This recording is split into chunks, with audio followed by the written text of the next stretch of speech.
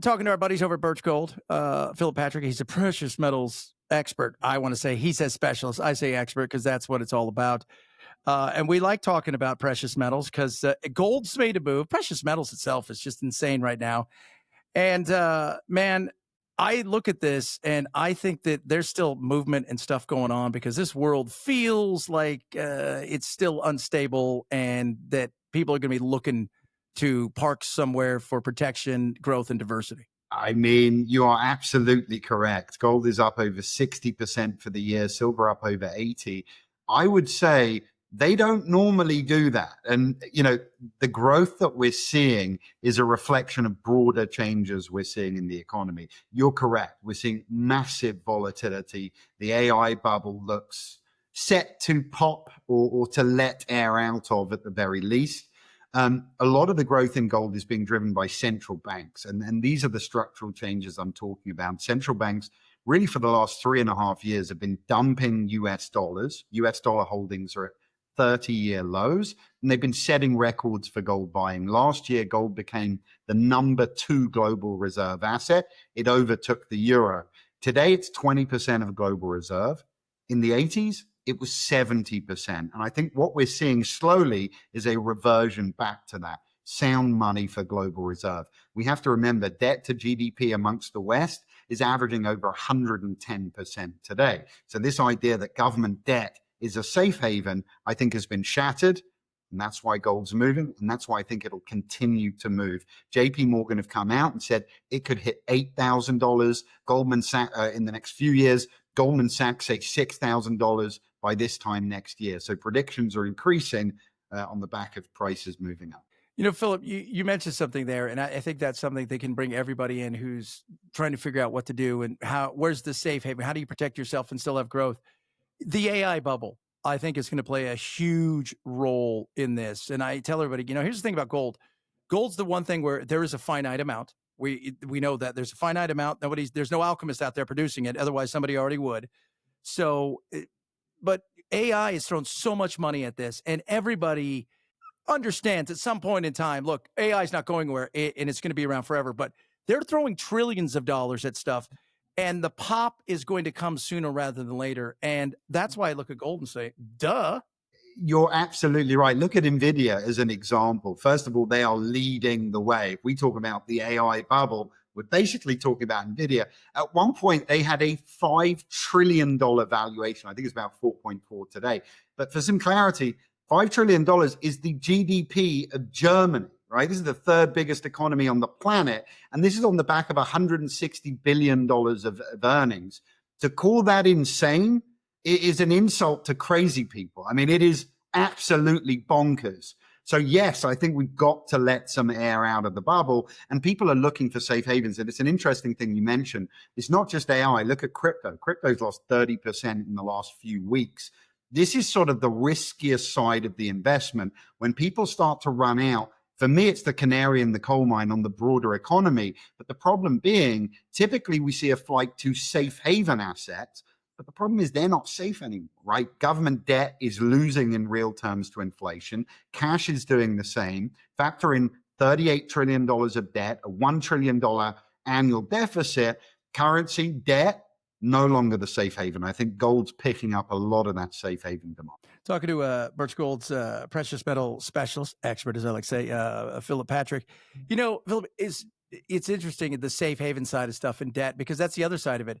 The dollar, we keeping it low, trying to make it, some people say artificially, if we keep it low, it'll be great because then people will come spend money here. There's always that kind of different way that you look at the dollar. But, the central banks they're moving away. They're not quite sure they want us as the reserve currency, and partially because I don't think they feel they can trust this administration that's all over the place. And then you throw in inflation on top of that, just the run of the mill inflation, besides the weakening of the dollar and the amount of money we're printing.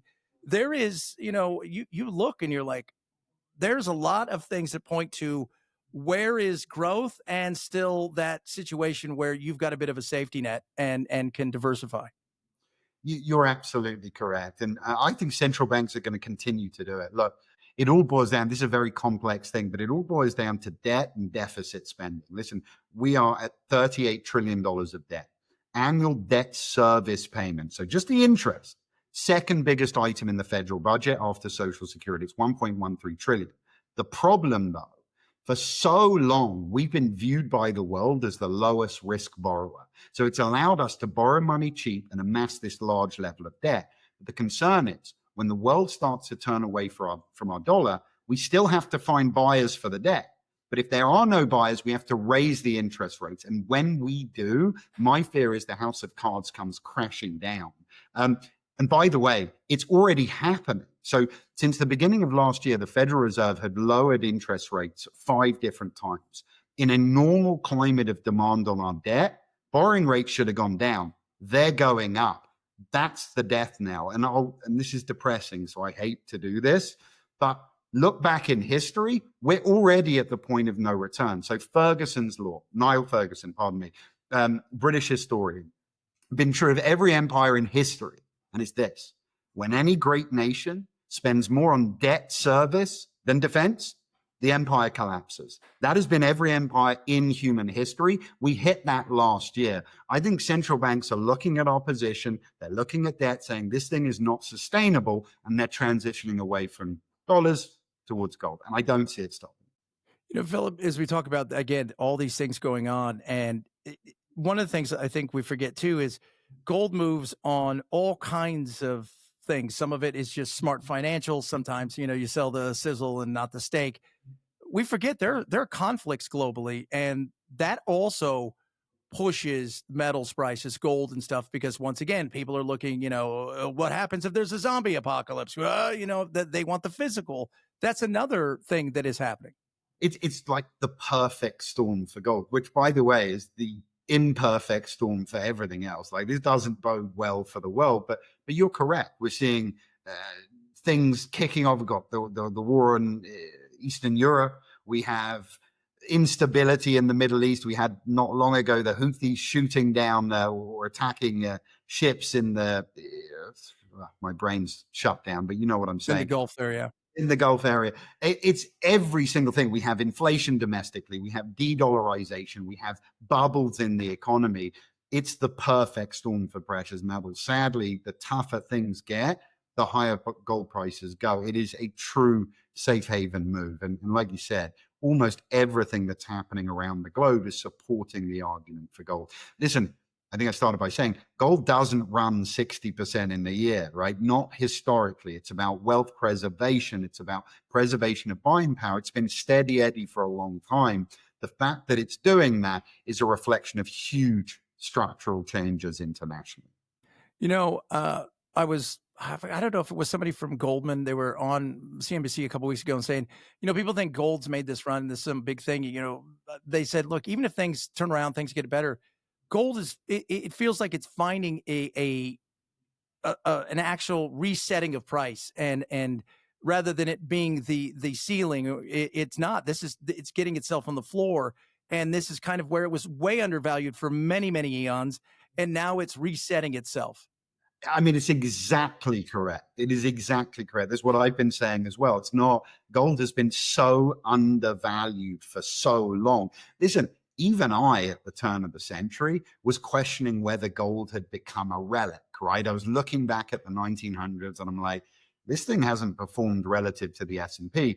It's been a whole different story this century. And this has been the century of amassing debt, increase in the money supply. So surprise, surprise, direct correlation between growth in gold and growth in the money supply. I agree with that Goldman Sachs trader. I think we've seen a new floor at gold, and I think it'll go up. And it was well reflected by Jamie Dimon. Jamie Dimon has been famously anti-gold, right? He sells pro-cyclical assets predominantly, right? Even he said, he goes, and it was very offhand, but he goes, in this climate, I could easily see gold hitting $8,000, $5,000 to $8,000 easily in this climate.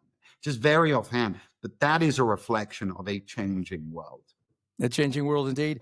Precious metal specialist from Birch Gold, Philip Patrick. Dude, always good to talk to you. We got to do it again soon. Whenever you invite me, I'll be here. It's my pleasure. Thank you.